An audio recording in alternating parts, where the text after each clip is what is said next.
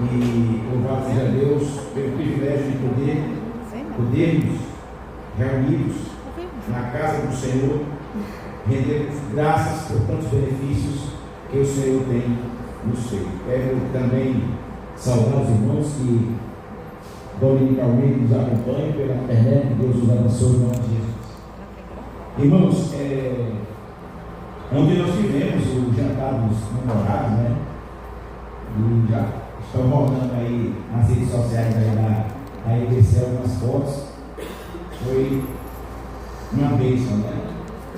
Eu estava meio assim, enclausurado, mas de ontem para hoje, graças a Deus, tenho experimentado uma boa melhora. Estou achando que a festa rendeu e durante a noite, né, algum crepe, alguma coisa funcionou. Com saúde, viu? Amém, irmão? Amém. Com saúde. Irmãos, dias atrás, eu me lembro, acho que no final do ano passado, cadê Marcos? Marcos, deu uma saidinha? Tá por aqui, né? Eu me lembro que conversando com o Marcos, ao final do ano,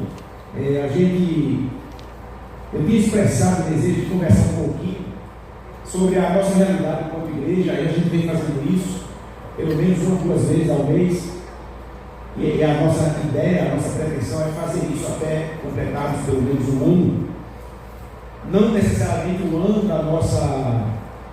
ano de IBC, caráter oficial, mas pelo menos de IBC enquanto grupo que começou a se reunir, né? Começamos a orar juntos, precisamente ali no colégio de Lidera, na torre, e conversei com o Marcos e disse que gostaria de passar o primeiro ano conversando um pouquinho sobre algumas realidades ligadas a nós, crentes em Jesus, dentro dessa experiência que Deus tem nos dado da Igreja Batista do Caminho.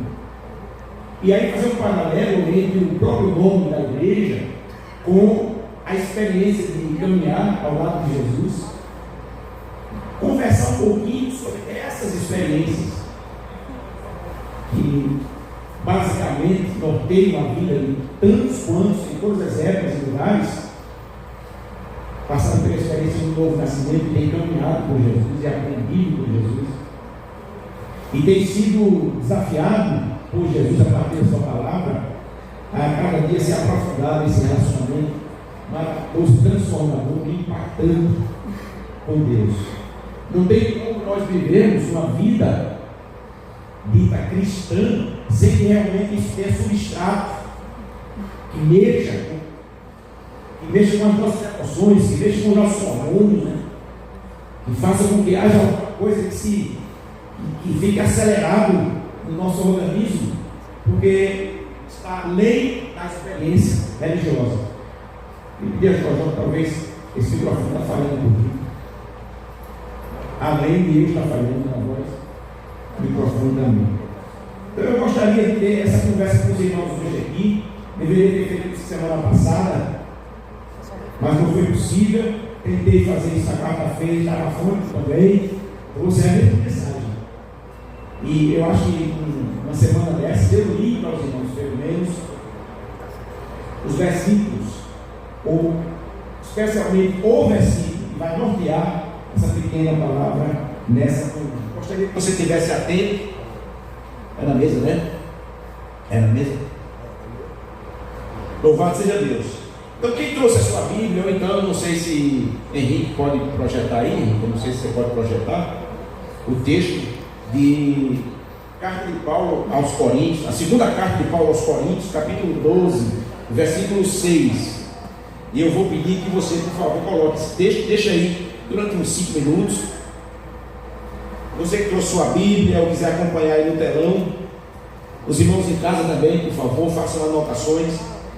E nós vamos conversar um pouquinho sobre eu e você, sobre uma pessoa que em algum momento da sua vida, que você se lembre de forma específica, ou que você não se lembre de forma específica, mas mais ou menos inserido num momento da sua vida em que você fez essa decisão ao lado de Jesus? O que mudou? O que é que tem acontecido com a sua vida?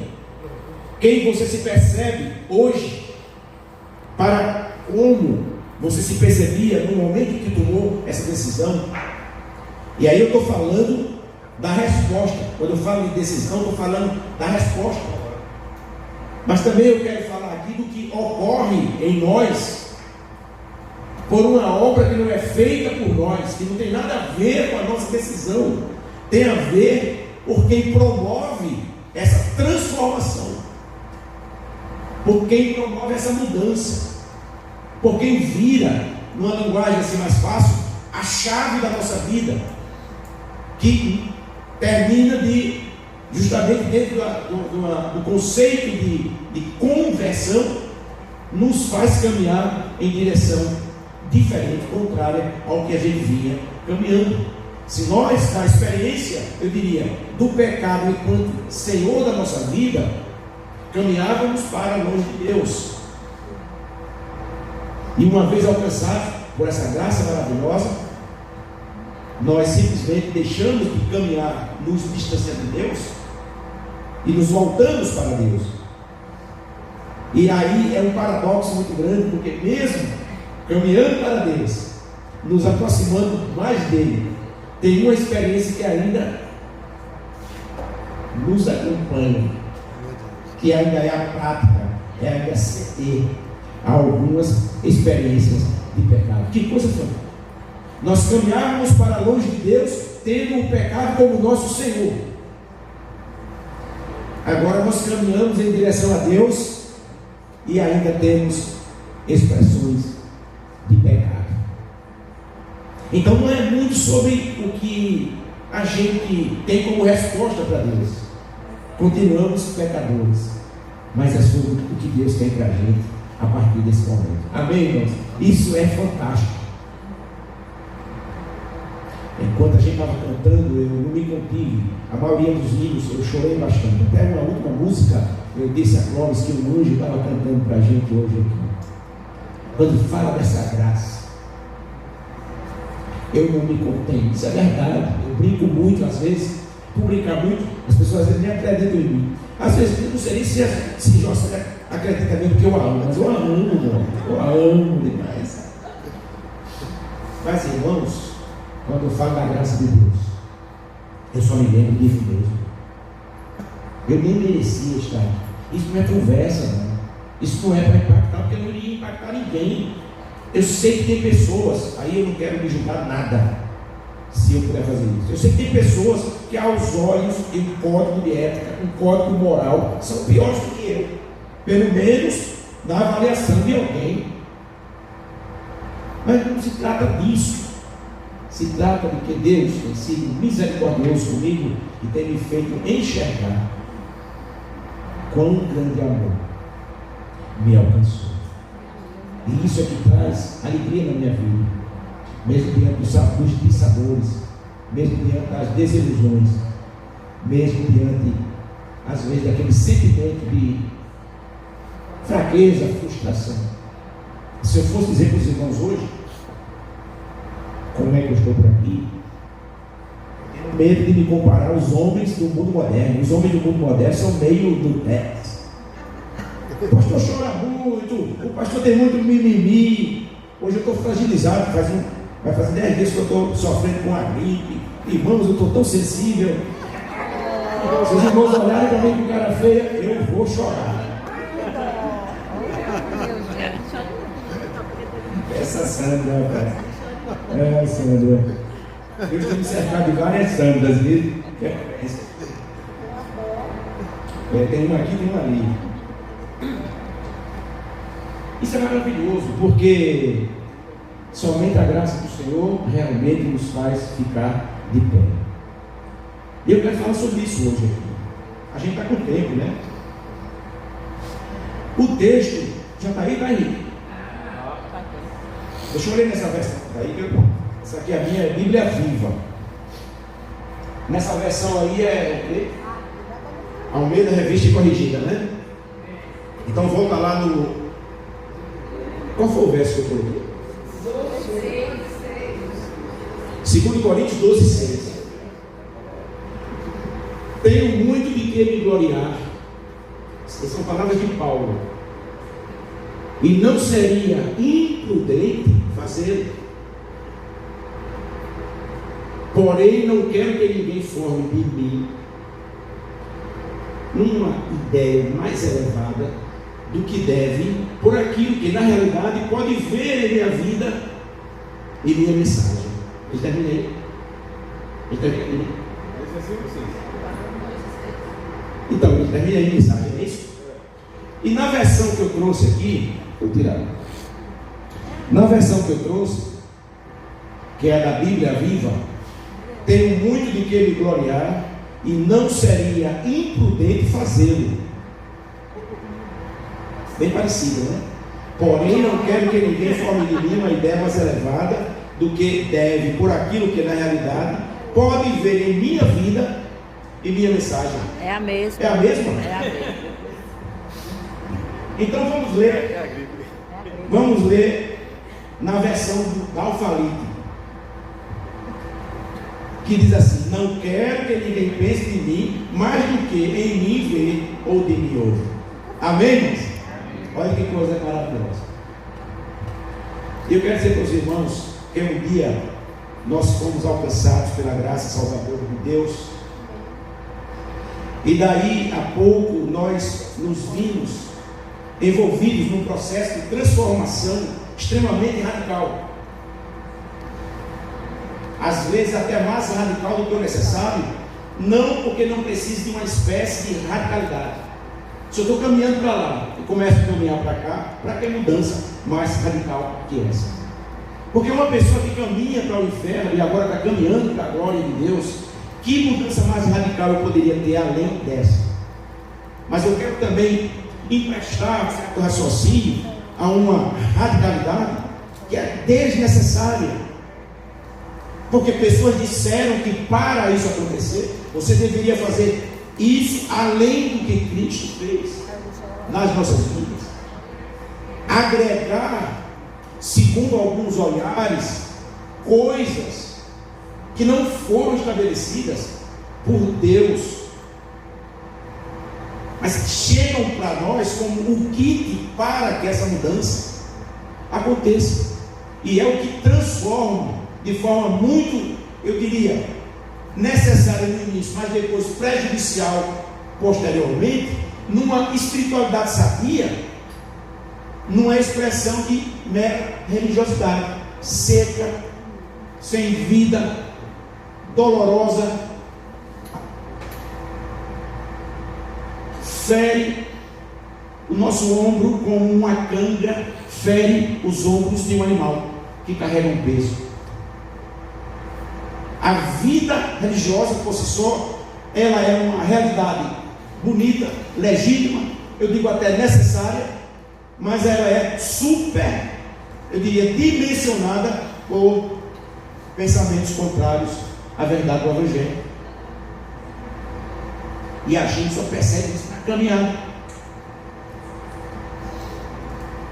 A gente não percebe isso no primeiro momento, no primeiro amor. No primeiro amor é tudo maravilhoso. Eu não prometi nada, José, além de, à época, eu era um empregado de uma empresa privada, ganhava $1,5 salário, e a proposta para ela é: com $1,5 salário, nós vamos pagar aluguel, água, fazer feira, e seremos muito felizes. Sabe o que foi a palavra que ela pegou de tudo que eu disse a ela? Seremos muito felizes. E nós fomos tão felizes, estamos casados até 43 anos. Não é uma bênção? Então não é o momento em que nós entregamos a vida a Cristo, não é o momento em que uma palavra impacta o nosso coração, que determina que tipo de cristão ou experiência cristã a gente está tendo. Quem determina é a vida que nós temos em Cristo Jesus. São essas descobertas diárias. Nesse sentido, eu quero dizer para os irmãos, não é desencorajando, pelo contrário, é nos encorajando hoje. A vida cristã é mais que flores, é um jardim inteiro. Amém? Deus se utiliza de cada momento, inclusive difícil, até os espinhosos, momentos da nossa vida para nos trazer já uma espécie de experiência da glória que está por vir. E é isso que Paulo quer nos ensinar hoje, nessa palavra.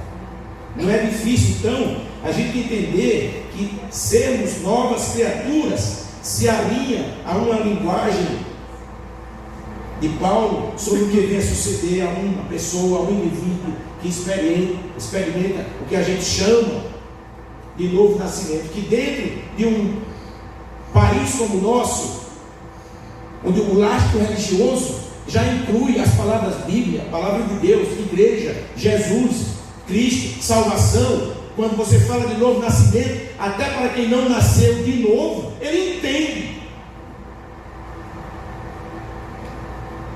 Ele entende isso aí. Então o conhecimento, essa questão cognitiva por si só, o conhecimento de que nós precisamos ser salvos, ou de que Jesus é o único Salvador, por si só, esse conhecimento não é capaz de promover essa experiência. Não é o conhecimento pelo conhecimento, é um fato real de, segundo o pensamento de Paulo e do próprio Jesus, é preciso que você viva de novo, nasça espiritualmente, para que as coisas da fé tenham sentido para nós. Todavia, irmãos, o que tem me incomodado durante anos é o fato da gente olhar no espelho e a gente ouvir a própria alma clamando-nos para deixar de sermos meros religiosos. Vou nem pedir perdão muitas vezes no solo, me perdoe por estar gripado, viu? Em virtude de não vivermos uma fé simples, uma fé onde nós sejamos nós mesmos, uma fé que a gente não viva baseada em estereótipos. Até nós dizemos que nós não somos crentes quando nós andamos fora da linha. Eu não estou falando de andar fora da linha, viver fazendo o que quer, ir para onde quer, não prestar contas a ninguém, não buscar o Senhor. Não estou dizendo isso. Eu estou dizendo que nós trilhamos um caminho tão pesado que foi colocado sobre nós, que nós mesmos nos desaprovamos. Eu não sei você aqui, mas de vez em quando eu olho para o espelho, eu me reprovo. E esse espelho que eu estou falando é o próprio reflexo da palavra de Deus. É o espelho da minha alma, não é o espelho dos meus olhos. Eu olho para a palavra e eu me reprovo. E a gente hoje está tendo a oportunidade de escutar uma palavra que, apesar de parecer ser muito apelativa, mas é porque eu estou muito sensível. Os irmãos, não se preocupem, Deus quer trazer paz ao nosso coração. Você é além do que você pensa que é. Diga para você: quando eu penso que eu estou fraco, eu estou fraco. Amém? Se nós entendemos que a nossa fortaleza vem do Senhor, se nós entendemos que a nossa fortaleza é o próprio Senhor, nós vamos sair daqui cheios de alegria. Mesmo que você esteja hoje aqui se culpando por algo que na verdade Deus não está atribuindo culpa a você, mas a sua alma está abatida, você agora está aqui se reprovando. Se este Senhor abrir os céus agora, em nome de Jesus, vai dizer: eu vou falar em nome do Senhor. O Senhor pega você pela sua mão e diz: vinde, bendito do meu Pai. Porque não depende de mim nem de você. Nós vamos ver mais ou menos isso aqui. A palavra de Deus, ela traz instruções para vivermos uma espiritualidade sadia, que nos aproxima efetivamente de Deus, também nos aproxima das pessoas, com a consciência de que tudo é obra e graça do Espírito Santo, onde o que somos e o que temos desemboca sempre. Não mexer comigo nessa hora. Tudo desemboca na glória de Deus. A nossa fraqueza, irmãos, até a tua fraqueza desemboca na glória de Deus. Se eu fosse você agora, eu dava glória a Deus. Glória a Deus. Porque você não pode se gloriar de você em nada. Mas Deus, na tua fraqueza, Ele glorifica o nome dEle. Deus toda hora está dizendo ao diabo, ao Satanás, né? Acusador, o tentador, está dizendo: cale-se. Meta-o, no bom sentido, eu vou dizer, meta o seu rabo entre as pernas. Você não tem o direito de apontar o seu dedo sujo para mim, porque eu justifico aquele a quem eu amo. Aleluia. Não tem base nenhuma acusação do diabo sobre nenhum de nós, na presença de Deus, dizendo: este aqui não merece a tua salvação. O Senhor Jesus diz: arreda, Satanás, não tentarás o Senhor teu Deus, porque eu salvo aquele a quem eu quero. Aleluia. Amém, irmãos? Amém. É maravilhoso. Deus é maravilhoso. Isso tem tudo a ver com a graça de Deus. Eu estou com vergonha. Então, por estarmos envolvidos com pessoas na caminhada há muito tempo, eu tenho pensado em orar sobre alguma questão aqui que eu quero colocar para os irmãos. O que de fato as pessoas que se aproximam de mim têm encontrado que ele seja comum no dia a dia dessa caminhada e que nos identifica como caminhantes irmãos? Porque eu tenho tido dificuldades de fazer comparações entre a minha vida e a de José. José canta muito, ora muito, fé. Aí eu fico pensando: meu Deus, eu queria ser crente como José. Mas cada dia que eu penso nisso e eu busco isso, eu me frustro. Irmãos, entendem como é agora? Por exemplo, eu queria ser muito confiante na palavra de Deus, feito Silvana, mas eu não consigo. É mais fácil eu ver em Silvana um exemplo a ser seguido, no sentido de buscar aquele modelo, me inspirar e tal, do que querer ser. Agora, essa experiência só é possível porque todos nós estamos na caminhada. Os exemplos são positivos, eles precisam ser buscados também, mas não ao ponto de nós perdermos a nossa identidade. Não é essa a proposta do Evangelho.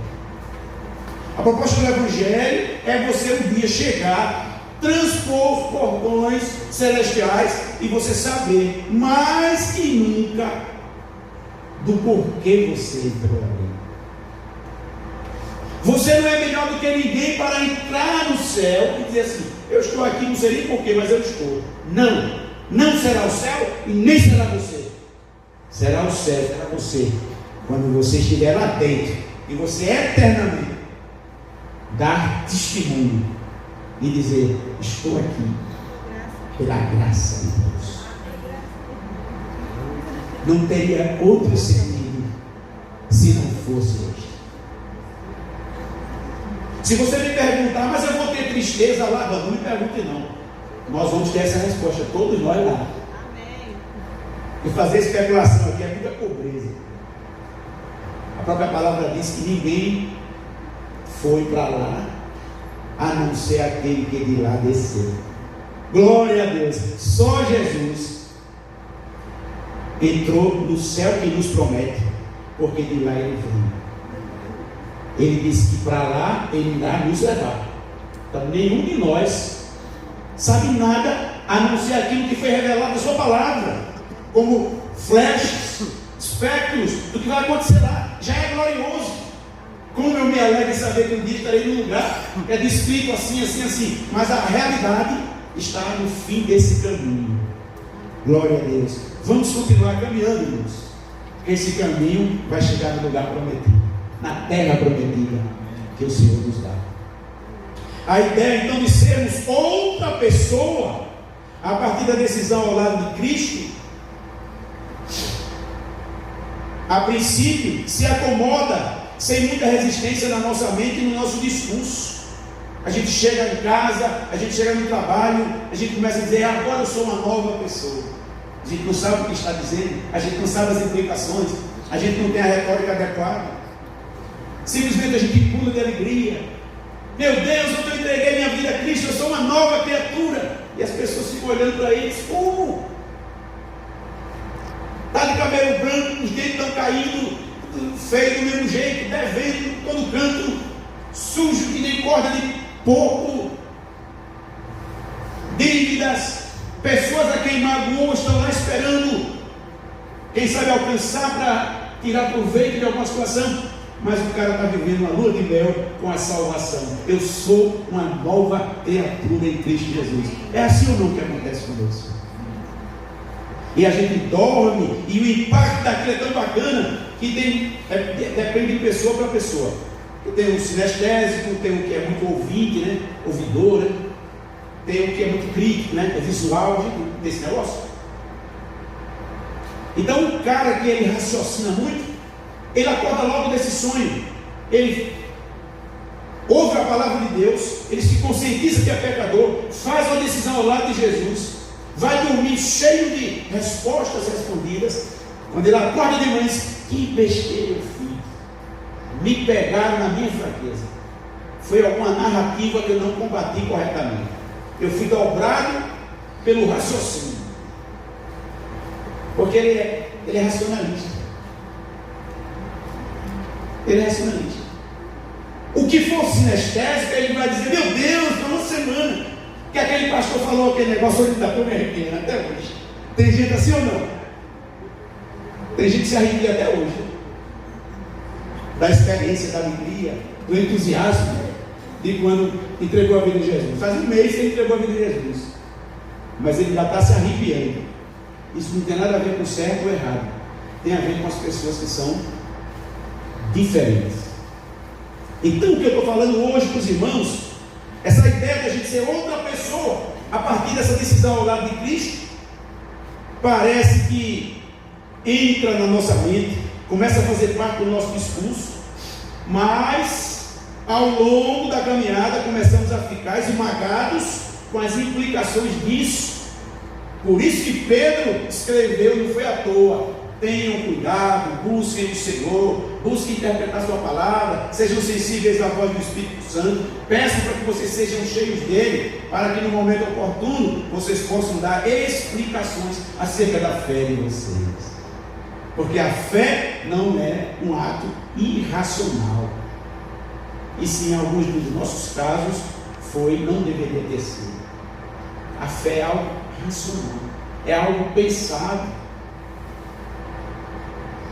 E nós, em algum momento e por muitas vezes ao longo da nossa vida, seremos espremidos para dar razões da fé que hoje está dentro de nós, dentro do nosso coração.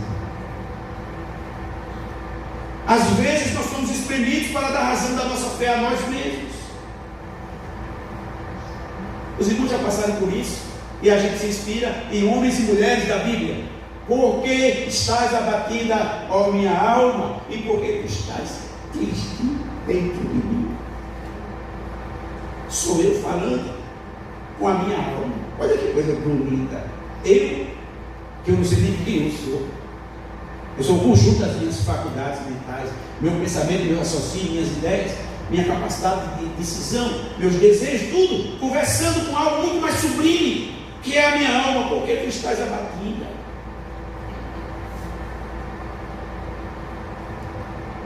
E tem hora que a gente até acha a resposta. Nós mesmos achamos a resposta, ou indicamos a resposta.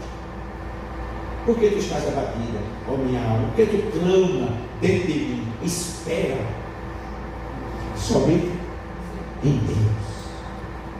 Ora, nós buscamos a razão da nossa fé, que dirá outras pessoas que estão conosco na caminhada. Hoje eu estou bom, não saí nem da primeira folha. Irmãos, Paulo ele nos ensina que agora, a palavra agora está falando nesse estágio, nesse momento, nesse ato de razão, nesse iluminado de raciocínio. Tá falando, a palavra agora, ele está falando com base na capacidade de você se enxergar o momento que você está vivendo, onde você estava, que você ouviu, a comparação que você fez com quem você era, suas aspirações, suas crenças, a decisão que você tomou de abraçar isso e a permissão que o próprio Espírito Santo vai te dando condições de dar, de você permitir essas transformações. Paulo diz: agora, se alguém está em Cristo, nova criatura é. Eu estou tentando descer um pouco mais para mim mesmo. O que é que esses textos da Escritura falam para nós? Agora. Que agora é esse? Para uns, o agora foi tão impactante, a busca era tão intensa, que ele já entende isso, já entendeu isso no momento que fez uma decisão ao lado de Cristo. Mas tem outras pessoas que não. As pessoas que estão entendendo agora na caminhada. Que bom que nessa caminhada nenhum fica para trás. Porque se ficar para trás, não era um caminhante. Eu não quero falar de teologia de homens. Se você é eleito, se você não é eleito, para mim isso é coisa de homens. Só nos dividem, nos maltratam e nos enfraquecem. Eu quero somente me lembrar daquilo que Jesus disse: todo aquele que o Pai me enviar, todo aquele que o Pai me enviar. Aí eu esqueci o resto. De maneira nenhuma. De maneira nenhuma. Se eu sou o Salvador, eu aceitei entre o Pai e o Espírito. Eu aceitei ser um sofredor. O Pai não morreu, o Espírito também não. Mas o Filho disse: eu darei a minha vida. Todo aquele então que o Pai me enviar, duvido que eu me lance fora. Isso é guerra de nós.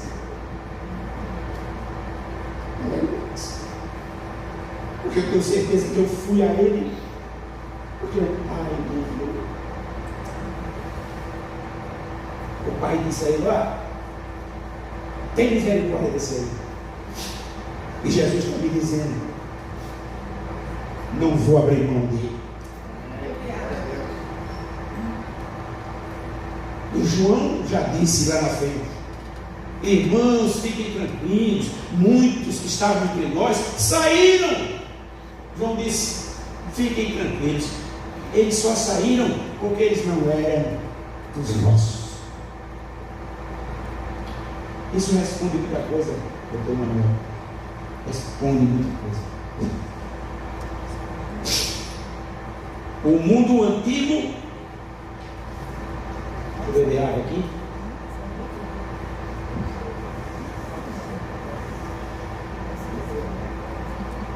Consegui controlar a coriza, né? A coriza.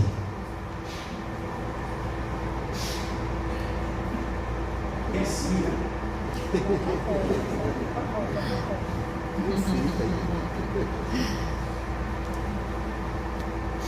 Eu garanto aos irmãos que nunca mais farei isso.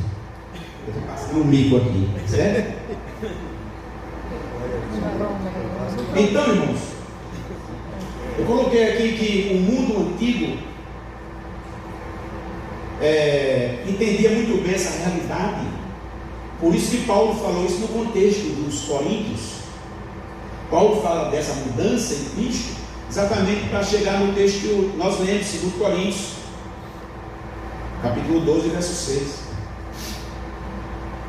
Como essa coisa acontece é o que surpreende a gente todo dia. A graça nos revela quem nós somos de fato, ou seja, nos dá a real dimensão de quanto carentes nós somos na intervenção e misericórdia de Deus. Toda vez que você sentisse pior, isso é somente jogo de palavras, viu? Toda vez que você sentisse um traste de gente, eu digo em relação a Deus, na sua essência, na sua busca, na sua autenticação de quem realmente você é, toda vez você está se aproximando de Deus de forma espetacular. Toda vez que você se sentir tão seguro, tão autossuficiente, você se sentir tão capacitado, o Espírito Santo leva tempo, ele respeita a gente, mas ele vai te convencer, vai te mostrar que você está sendo muito resistente à operação dele na sua vida. Paulo está querendo mostrar isso.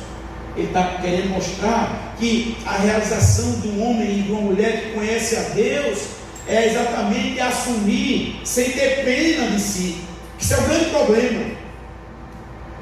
Porque toda vez que você sente muita pena de você, significa dizer que o seu orgulho está em alta. Toda vez que eu tiver com mimimi diante de Deus, feito mimimi de rei, Deus vai dizer assim: deixa ele esfregar os calcanhares dele até ferir, deixa. Quando ele pedir misericórdia, eu socorro. Ele está fazendo aquilo com malcriação, ele está fazendo aquilo para chamar atenção, ele está fazendo aquilo para roubar o verdadeiro foco do trabalhar de Deus na vida daquela pessoa. Eu já fiz muito isso. A graça nos revela quem somos de fato e nos dá a dimensão de quanto somos carentes desse nosso Salvador. A graça, ela escancara quanto a nossa inclinação que temos pelo pecado e nos mostra o quanto gostamos de sermos pecadores. Irmãos, dificilmente as pessoas gostam de dizer isso. Se escondem, se traem, se julgam mais santas do que os outros, acham que a sua narrativa define quem elas são. Eu não estou dizendo isso aqui para dizer aos irmãos, amanhã, quando me virem fazer algo errado, fechem os olhos. Não estou dizendo isso, pelo amor de Deus. Mas nós nos escondemos atrás de discursos. Isso vai de um jovem que tem aqui ao mais experiente. Isso é uma palavra que não é só para mim, não é só para Clóvis, não é uma palavra para o irmão Eudes, isso é uma palavra para Anthony, isso é uma palavra para o Samuel, que está ali, é uma palavra para o Henrique, com amor, dizendo isso, é uma palavra para a minha filha. Eu não sei se você consegue se enxergar dentro disso, mas se você não se enxergar, Deus vai ainda dar oportunidade. Deus não vai tirar você do caminho. No dia que Esther entendeu quem era Jesus, desde aquele dia até eternamente, você estará caminhando com este Senhor maravilhoso na sua vida. Ele nunca te abandonará. Glória a Deus. O Senhor não nos deixa no caminho. Qual é o sentido de a gente dizer que nós temos uma vida eterna com Deus, se tudo que queremos saber sobre Ele se encerra nessa vida bioquímica nossa? Que Deus pequeno seria esse? E que mentira estaríamos a falar de um Deus eterno? Qual é a ideia que a gente tem da eternidade? É muito pouco. 50 anos, 100 anos, 1000 anos. Não, Jesus esteve aqui há 2000 anos. Isso o que é que tem a ver com a eternidade? O tempo e o espaço foram coisas criadas por esse Deus. A gente está falando de dimensões que a gente não tem ideia. A gente empresta um nome para acomodar o nosso raciocínio pequeno e limitado. Quanto nós temos a crescer com esse Deus?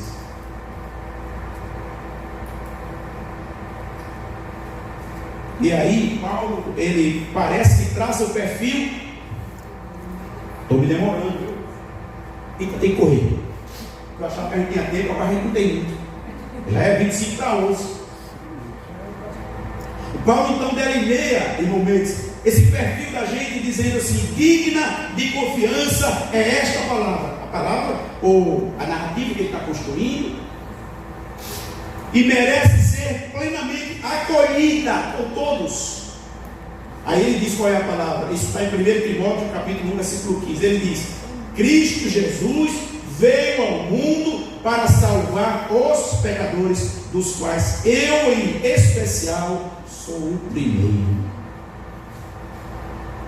Já pensou cada um de nós hoje e quem está ouvindo a gente aí pela internet, almoçar hoje com a consciência que coisa, não existe nenhum pecador maior do que eu. Isso vai ser a maior descoberta de você que veio para esse culto hoje de manhã aqui. Se não for para você, eu estou indo para casa pulando num pé só. Pulando num pé só, porque se eu sou o maior pecador que existe, e esse Cristo não abre mão de mim, Ele é capaz de salvar todo aquele que crê. Ele é capaz de salvar todo aquele que se inclina para Ele. Porque a palavra de Deus diz que aquele que, como é que diz lá os profetas, um coração quebrantado, um coração contrito, não desprezará o Senhor. Não tem nada a ver com compreensão, não tem nada a ver com olhar para trás e você mesmo se valorizar, se valorize. Olhe para você, você não é qualquer pessoa, você é uma construção histórica.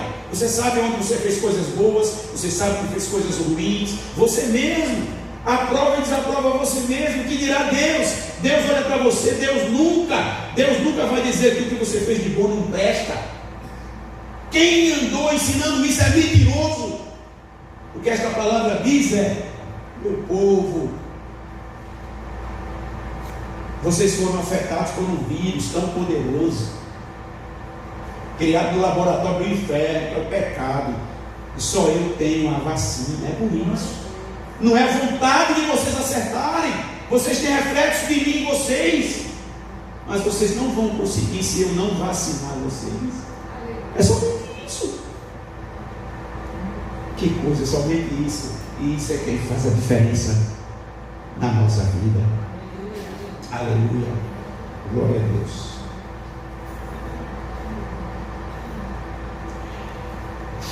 Há quem não consiga se enxergar dessa maneira, o que aponta para não ser um caminhante à sombra da cruz. Deixa eu usar as duas mãos para conter.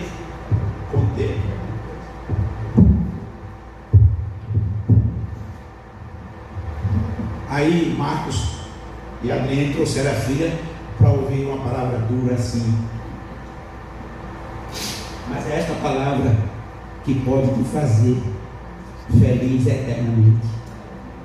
É esta palavra. Ontem a gente estava lá, eu quis ler um negócio, mas depois eu me arrependi. Eu ia ler lá no jantar dos namorados alguma coisa sobre não cabe a vida cristã e a verdade do evangelho, não cabe o politicamente correto. Irmãos, nós compramos a ideia deste mundo miserável. Nós estamos relativizando tudo e deixando esta palavra de lado. A gente está até acreditando que é bonzinho. A gente está até acreditando que merece alguma coisa. Meu Deus, tem misericórdia de nós. Então, existe quem não consiga se enxergar assim.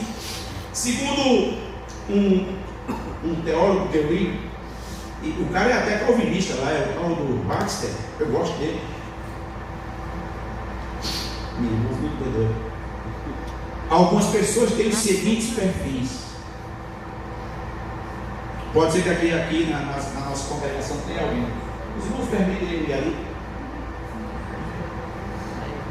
Ah, vergonha. Está com vergonha da sua mãe.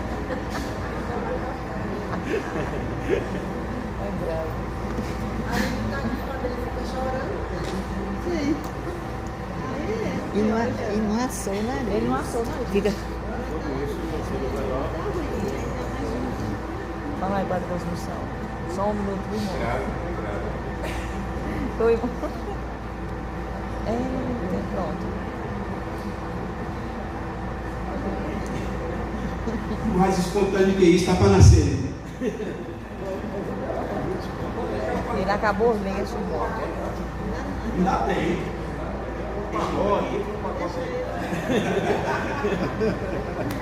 Deixa eu fazer um negócio. Eu prometo a vocês que eu vou encerrar na hora, porque eu vou ler o que eu escrevi. E lendo então, eu tenho um domínio sobre o tempo, e daqui a 15 minutos a gente encerra. Há quem não consiga se enxergar dessa maneira, o que aponta para não ser um caminhante debaixo da cruz, da sombra dessa cruz.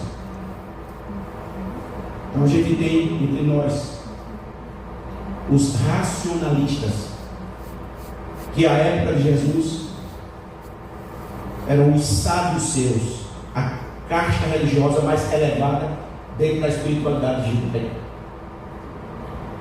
Eles não, essas pessoas que são racionalistas, não aceitam a palavra de Deus na sua inteireza, na sua integridade, e que colocam todos e tudo ao crivo do tribunal da razão humana. Eu não entendo assim. E a palavra de Deus passa a ser relativizada e passa a ser interpretada a partir do entendimento dessa pessoa. Geralmente não creio no sobrenatural de Deus. Eu poderia falar muito sobre isso, um dia eu falo.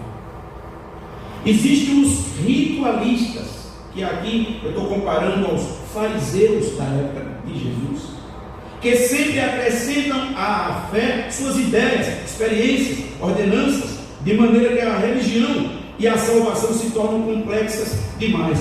Você entregou a vida a Jesus? Entregou. Você chorou? Não. Você não se converteu. Para uns tem que chorar. Você se arrepiou? Não. Você está usando saia agora até embaixo? Não. Então você não se converteu. Tem outros que vão dizer assim: não, eu estou usando saia até embaixo. Você também não se converteu. Por quê? Porque a vida cristã é de liberdade. Por que você não usa uma calça comprida e também se sente bem? Então, os fariseus, nós dizemos, olhamos para as pessoas e nós colocamos um perfil. Os secularistas, que o recado que eu trago é os herodianos, que não estão nem aí para a palavra de Deus, eles aceitam qualquer coisa, desde que se saiam bem. Eu não quero aqui para não politizar. Paulo era tudo isso, teve que romper. Paulo teve que romper.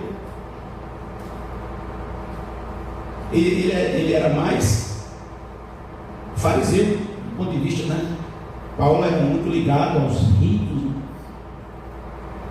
Paulo se massacrava demais. Paulo, mesmo cansado, aí se levantava, aí lia não sei quantas partes do Velho Testamento e fazia tudo, se ajoelhava, tomava banho disso, tomava banho daquilo. E eu nem posso mais, Senhor, eu vou fazer a força, mas eu vou fazer, porque o fariseu, ele pensa que agrada a Deus pelas coisas que ele faz. Quantos de nós ainda precisa se libertar do nosso fariseísmo? Vou dar 2 exemplos para você pensar que não está longe da sua vida, não. Um dia desse, Rafael, eu fiquei para assistir um jogo do São Paulo, era um culto muito especial lá na IEM. O São Paulo perdeu. Sabe o que eu pensei? Deus me puniu. Se eu tivesse ido ao culto, São Paulo tinha ganhado.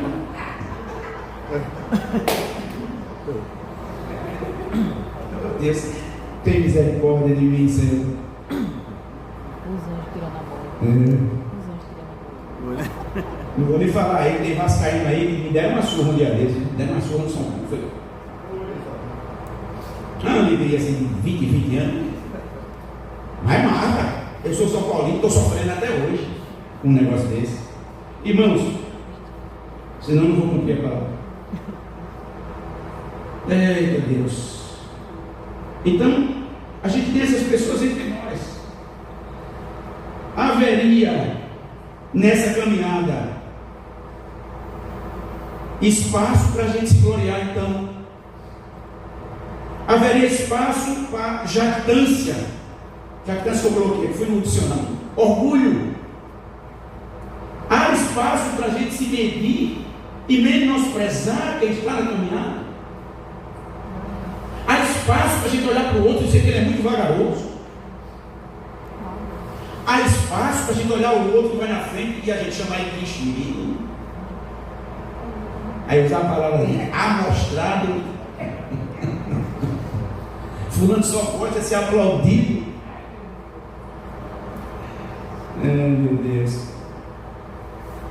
Não há espaço para essas coisas quando a gente está na caminhada da fé. Há espaço, irmãos, para uma espiritualidade exacerbada. Não seria a graça, nesse sentido, banalizada, de maneira que o sacrifício de Cristo seria uma coisa sem sentido, uma falácia, uma encenação, um ato de heroísmo somente. Na internet agora está rodando um texto, mas é tanto texto que ninguém sabe quem são os caras. Tem cara que nem conhece a Deus e agora vão até ensinar teologia, né? Meu Deus, tem misericórdia do teu povo. Estão ensinando que Jesus morreu simplesmente. E aí é o outro lado, é o lado, né? Tem os polos que eu digo ideológicos e políticos, na internet.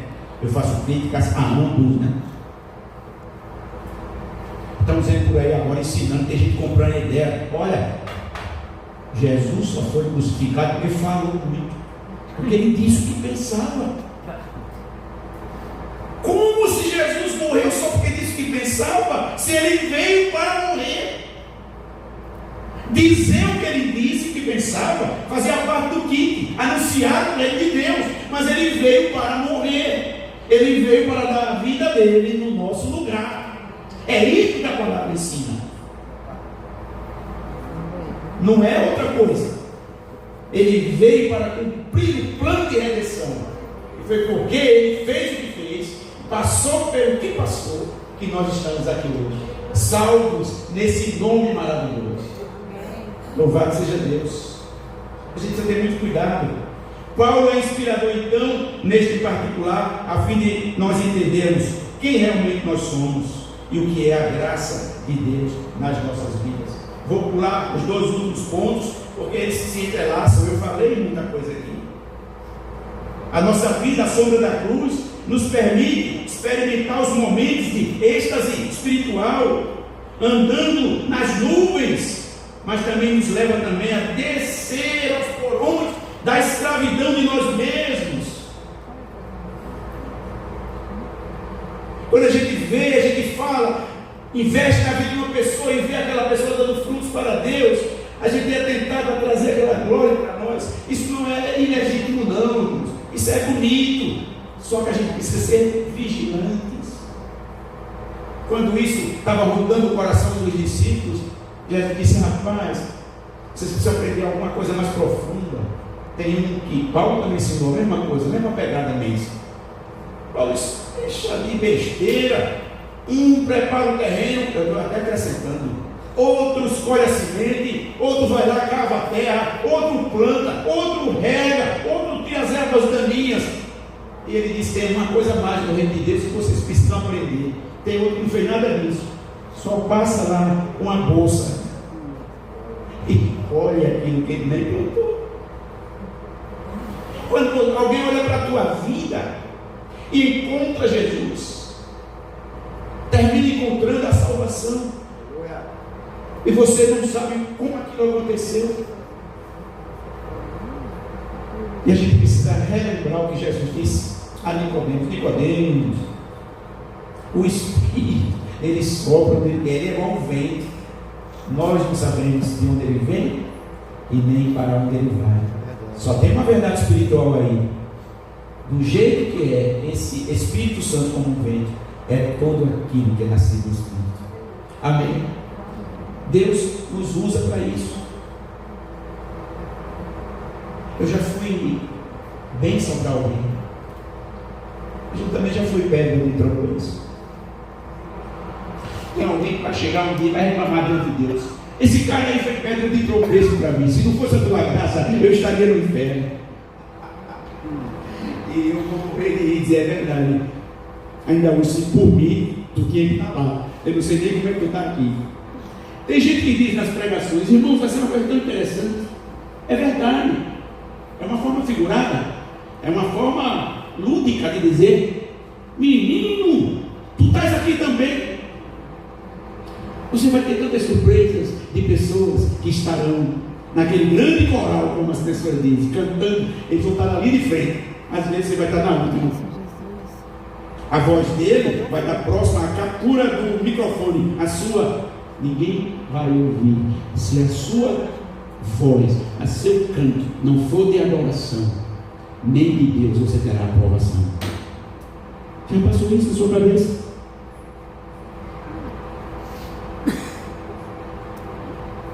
As coisas do reino de Deus são diferentes, né, Leinha? As coisas do reino de Deus. Pulando, eu li uma frase e só cheguei na última. Mas está dentro do escopo aqui da gente orar. Irmãos, 2, último. Eu gostaria de colocar os irmãos uma proposta que coloco para mim. Nós conseguimos, a partir de agora, dessa palavra que trouxe com muito carinho, tenho certeza, trouxe com muita convicção. E não falei toda porque me empolguei e me perdi nas coisas. Mas eu prometo que quem me pedir no meu privado, eu mando a cópia a partir de hoje. Mas eu queria propor aqui.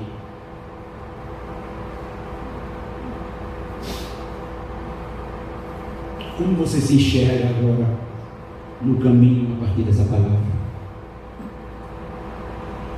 Você consegue se identificar como Paulo, um caminhante à sombra da cruz de Cristo? A sombra da cruz de Cristo. Se o sol, se a iluminação projeta em Cristo uma sombra, você está debaixo dessa sombra? Ou o sol causticante da realidade está caindo no seu lombo, assando a sua pele, causando mais dor do que a necessária? Você consegue identificar isso? As palavras que Paulo disse parecem de fato ter sentido para você agora. Eu falo sobre a graça de Deus. É possível a gente sair hoje com o coração quebrantado e mais uma vez as palavras serão as mesmas, mas a intenção, o quebrantamento será diferente. Será que você se encoraja a partir de agora dizer de novo: Senhor, muito obrigado pela tua graça? Sua alma consegue confessar isso ao seu Deus? Não são as palavras, é o que elas representam. É o clamor da alma, que não tem linguagem que eu digo. Nós poderíamos então recitar o que segue no verso 10. Portanto, Paulo disse: eu me alegro nas fraquezas. Eu nunca tinha entendido isso. Porque agora eu estou rindo porque eu não consigo. Eu não entendo. Como é que pode? Eu me alegro nas fraquezas. Olhe para você agora. Veja o que você tem lutado, aspectos da sua vida, que você tem colocado toda a sua força. Você tem feito até um cronograma. E se sente um zero à esquerda quando no dia posterior você caiu na mesma coisa. Ninguém se acusa que não, mas você sabe onde você tem caído na mesma coisa. Por mais que você queira se proteger contra aquilo. E Paulo está dizendo para a gente hoje: eu me alegro nas fraquezas, nos insultos. Os insultos é quando alguém olha para a gente assim, cheio de razão, e diz assim: está vendo quem realmente tu és? Você não tem palavras. Sabe o que mais diz a gente? A gente tem os espelho dentro da gente. Nos constrangimentos. O que é constrangimento? Para onde vai agora a minha narrativa? Para onde vai agora o meu testemunho? E agora? Paulo diz em outra linguagem: quem me livrará do corpo desta morte. Ele está dizendo: quem me livrará dessa realidade? Quem me livrará? Ele fala também nas perseguições, porque à medida de quem você é, o que você fala, o que você faz, o que você não fala, o que você não faz. Você sabia que tem gente que te persegue pelo que você não diz? Não é só pelo que você diz, é pelo que você não faz. Não é só pelo que você faz. Nós somos perseguidos. Ele diz nas angústias de Cristo, ele está dizendo assim: naqueles momentos em que você decidiu fazer ou não fazer, dizer ou não dizer, por causa de Cristo, você agora não entende por que está sofrendo. Aí ele diz: pois quando sou fraco, então eu sou forte. A base para esta postura está no verso 9, que diz: ele me declarou, ele, Jesus, a minha graça te basta. Jesus está dizendo: a minha graça é a única coisa que eu exijo, que eu quero ver na sua vida.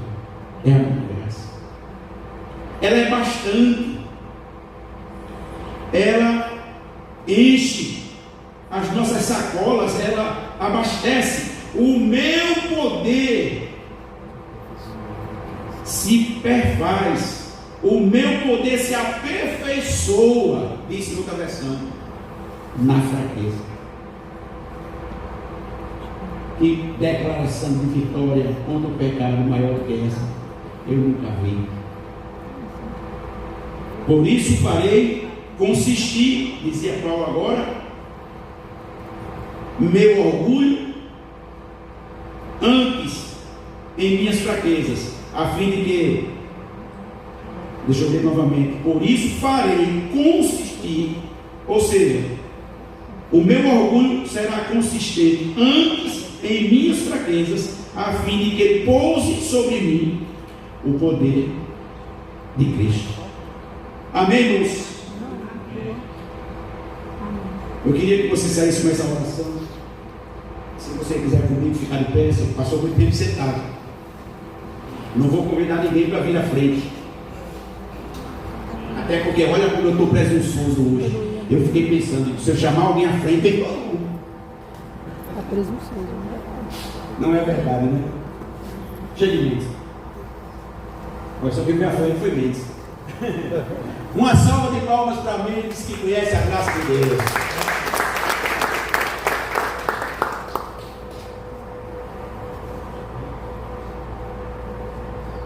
Eu queria que você comigo pudesse estar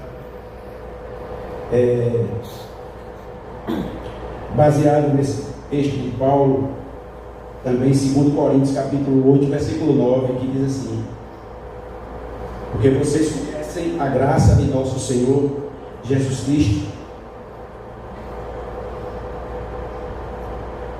que sendo rico,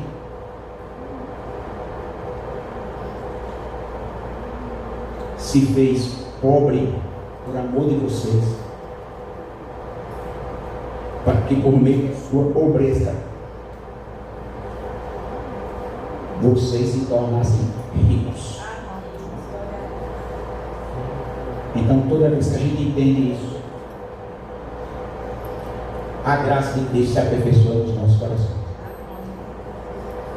Eu tenho certeza da minha, mas não sei de alguém aqui, mas gostaria de todo o seu choro, todo o seu constrangimento, que eu sei por esta palavra, que não é de derrotismo aqui. Todos nós estamos saindo mais fortalecidos, porque a pobreza de Cristo hoje é a nossa riqueza. Amém? Eu vou orar, mas não é encerrando. Tem uma palavra de meu irmão.